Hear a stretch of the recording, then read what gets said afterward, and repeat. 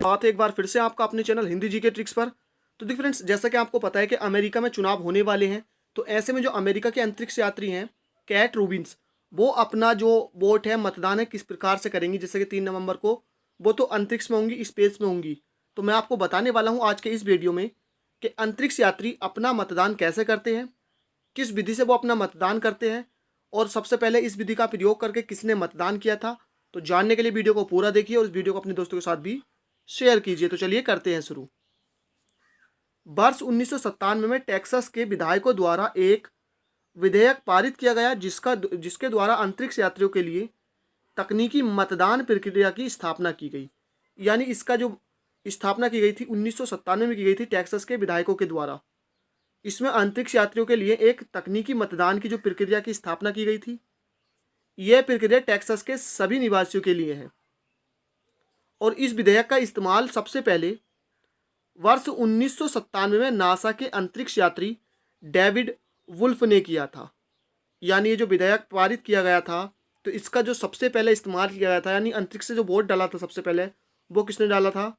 अंतरिक्ष यात्री David wolf ने। ये जो डेविड वुल्फ थे, चुनाव वाले दिन जो थे, ये रूसी अंतरिक्ष स्टेशन मीर पर सवार थे। किस पर? मीर पर ये सवार थे। उसके बाद वर्ष 2016 में राष्ट्रपति चुनाव में अंतरिक्ष यात्री एडवर्ड माइकल फिनके और ग्रेग चेमिटोफ ने सुरक्षित गुप्त मतदान का उपयोग करके अपना वोट डाला था। तो ये तो बात हो गई कि इसका उपयोग करके किस किस ने वोट डाले हैं। आगे मैं आपको बताऊंगा कि प्रक्रिया कैसे होती है, इसमें क्या क्या प्रोसेस होता है, वो सब जानने के लिए वीडियो को पूरा देखिए। तो सबसे पहले 1997 में अंतरिक्ष यात्री डेविड वुल्फ ने इस प्रक्रिया का जो है उपयोग करके अपना वोट डाला था। उसके बाद ये चुनाव वाले दिन किस पर थे? मीर पर सवार थे। यानी रूसी अंतरिक्ष स्टेशन है मीर।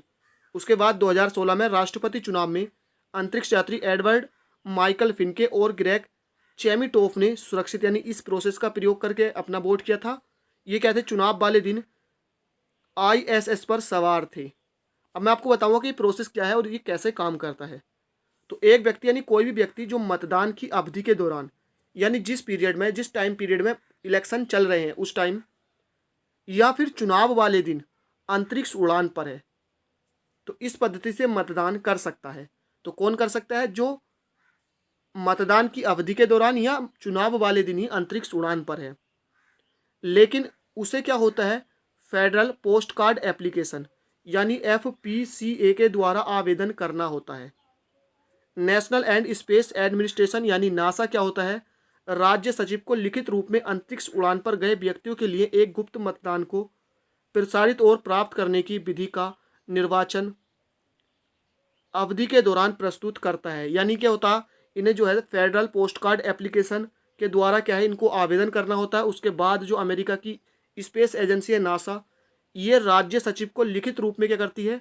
अंतरिक्ष उड़ान पर जो भी व्यक्ति गए उनके लिए गुप्त मतदान को प्रसारित करने और मतदान प्राप्त करने के लिए एक निर्वाचन जो विधि होती है उसको क्या है, ये प्रस्तुत करते हैं। और मतदान की प्रक्रिया शुरू होने से 1 साल पहले ही अंतरिक्ष यात्री को उन चुनावों, यानी चुनाव कौन से होते हैं, जिस भी चुनाव में उन्हें मतदान करना है, फिर वो चाहे स्थानीय हो, राज्य हो या संघीय हो, उसका चयन करना होता है 1 साल पहले ही। क्योंकि शेड्यूल होता है कब आपको अंतरिक्ष में, स्पेस में जाना है, तो इनको 1 साल पहले ही प्रोसेस पूरा कर लेना होता है। इसके बाद वे अंतरिक्ष में रहते हुए इस चुनाव में क्या होते हैं? भाग ले सकते हैं। वो कैसे लेते हैं ये मैं आपको आगे बताने वाला हूँ। तो इसके बाद क्या होता है? चुनाव के 6 महीने पहले अंतरिक्ष यात्री को एक प्रपत्र प्रदान किया जाता है। यानी एक उनको पत्र यानी कि एक प्रपत्र दिया जाता है 6 महीने पहले चुनाव से। 1 साल पहले क्या होता है? उनको अपने चुनावों का, जिस भी चुनाव में उनको भाग लेना है, किस स्थान से उनको भाग लेना है, वो प्रोसेस पूरा उनको फॉलो कर लिया जाता है। उनको चुनाव का जो है मौका दे दिया जाता है कि आप किस चुनाव में भाग लेना चाहते हैं। इस मतदान पंजीकरण यानी जो ये प्रपत्र इनको दिया जाता है 6 माह पहले, इसे मतदान पंजीकरण और अनुपस्थिति मतदान अनुरोध कहा जाता है। यानी उसमें मतदान का पंजीकरण भी होता है और दूसरा के अनुपस्थिति मतदान अनुरोध होता है कि वो उपस्थित नहीं होंगे लेकिन अपना वोट कर सकेंगे। इसे संघीय पोस्ट कार्ड एप्लीकेशन कहा जाता है। चुनाव से एक दिन पहले इनक्रिप्टेड इलेक्ट्रॉनिक बैलेट अंतरिक्ष यात्रियों को भेज दिया जाता है, यानी उनको दिया जाता है। कब? चुनाव से एक दिन पहले जो इनक्रिप्टेड इलेक्ट्रॉनिक बैलेट होता है, ये जो भी अंतरिक्ष यात्री उड़ान पर होते हैं उनको दे दिया जाता है। और इसके साथ ही ईमेल द्वारा सभी को एक विशिष्ट क्रेडेंशियल भेजे जाते हैं जिससे उन्हें उपयोग करना होता है, यानी चुनाव के एक दिन पहले। यानी इसके साथ ही जब इनको क्या है, इनक्रिप्टेड इलेक्ट्रॉनिक बैलेट भेजा जाता है, तो इसके साथ ही ईमेल के द्वारा विशिष्ट क्रेडेंशियल भी भेजे जाते हैं जिसका उन्हें उपयोग करना होता है। और इसी प्रकार क्या होता है, अंतरिक्ष से यात्री अपना वोट डालते हैं और उस वोट को क्या होता है, वापसी काउंटी क्लर्क के कार्यालय में पृथ्वी पर भेज देते हैं। यानी अपना वोट करने के बाद उसे क्या होता है, वापसी काउंटी क्लर्क का कार्यालय में भेज देते हैं। अब जो 3 नवंबर 2020 को अमेरिका में होने वाले राष्ट्रपति चुनाव हैं, तो अंतरिक्ष यात्री जो कैट रूबिन्स है ये भी अपने मतदान का अधिकार इसी प्रकार से करेंगी। तो आई होप फ्रेंड्स आप समझ चुके होंगे कि अंतरिक्ष यात्री कैसे अपना वोट करते हैं। तो इस वीडियो को लाइक कीजिए, अपने दोस्तों को भी शेयर कीजिए जिससे इसका उन्हें भी पता चल सके। तो थैंक यू फॉर वॉचिंग, मिलते हैं नेक्स्ट वीडियो में।